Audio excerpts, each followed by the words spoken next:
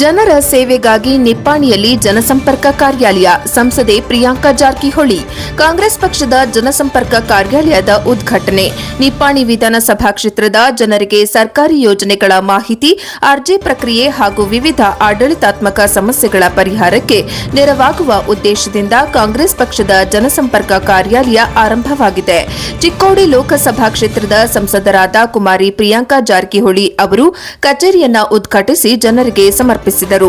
ನಿಪ್ಪಾಣಿ ನಗರದ ಸಾಕಾರವಾಡಿಯಲ್ಲಿ ಕಾಂಗ್ರೆಸ್ ಪಕ್ಷದ ಜನಸಂಪರ್ಕ ಕಚೇರಿಯನ್ನು ಸಂಸದೆ ಕುಮಾರಿ ಪ್ರಿಯಾಂಕಾ ಜಾರಕಿಹೊಳಿ ಬುಧವಾರ ಉದ್ಘಾಟಿಸಿದರು.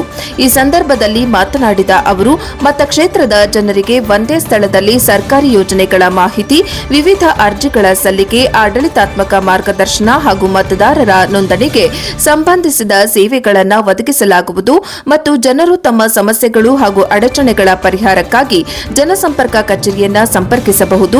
ಸಂಬಂಧಿಸಿದ ಸರ್ಕಾರಿ ಇಲಾಖೆಗಳೊಂದಿಗೆ ಸಮನ್ವಯ ಸಾಧಿಸಿ ಸಾರ್ವಜನಿಕರ ಸಮಸ್ಯೆಗಳನ್ನು ಆದ್ಯತೆಯ ಮೇರೆಗೆ ಪರಿಹರಿಸಲು ಪ್ರಯತ್ನಿಸಲಾಗುವುದು ಎಂದು ಅವರು ಹೇಳಿದರು.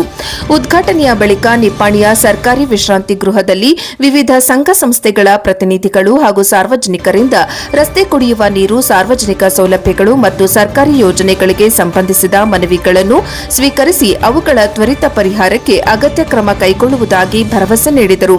ಕಾರ್ಯಕ್ರಮದಲ್ಲಿ ಚಿಕ್ಕೋಡಿ ಜಿಲ್ಲಾ ಕಾಂಗ್ರೆಸ್ ಅಧ್ಯಕ್ಷರಾದ ಲಕ್ಷ್ಮಣರಾವ್ ಜಿಂಗಳೆ, ಉಪಾಧ್ಯಕ್ಷ ರೋಹನ್ ಸಾಳವೆ, ಕೆಪಿಸಿಸಿ ಸದಸ್ಯರಾದ ಸುಪ್ರಿಯಾ ಪಾಟೀಲ್, ನಿಪ್ಪಾಣಿ ಬ್ಲಾಕ್ ಕಾಂಗ್ರೆಸ್ ಅಧ್ಯಕ್ಷ ರಾಜೇಶ್ ಕದಮು, ಬೇಡಿಕೆ ಹಾಳ್ ಬ್ಲಾಕ್ ಕಾಂಗ್ರೆಸ್ ಅಧ್ಯಕ್ಷ ಬಸವರಾಜ್ ಪಾಟೀಲ್ ಸೇರಿದಂತೆ ಕಾಂಗ್ರೆಸ್ ಪಕ್ಷದ ಹಲವು ಮುಖಂಡರು, ಕಾರ್ಯಕರ್ತರು ಹಾಗೂ ಸಾರ್ವಜನಿಕರು ಉಪಸ್ಥಿತರಿದ್ದರು.